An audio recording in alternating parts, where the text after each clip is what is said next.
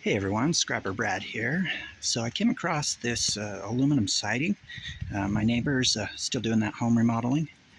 So he called me, or actually texted me, showed me a picture of all this beautiful siding here to pick up. I've already loaded some of it in the truck. Hopefully I can get it all in and then do one big scrap run tomorrow with it. Anyway, let's get it all loaded. Good morning everybody. So we got all the siding loaded in the truck. They say that they've got a bunch more on the other side of their house, but obviously I can't fit any more in here. So I'm going to go dump this, and then we'll go pick up that other stuff. So let's take this to the scrapyard and see what it weighs and what it pays.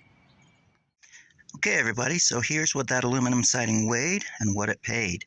So it was 200 pounds at 56 cents a pound for $112. It's a little better than I was expecting. I was thinking aluminum siding was going to be around 45 cents a pound, so this is a really nice surprise. Anyway, I appreciate you watching. Thanks. Have a great rest of your day.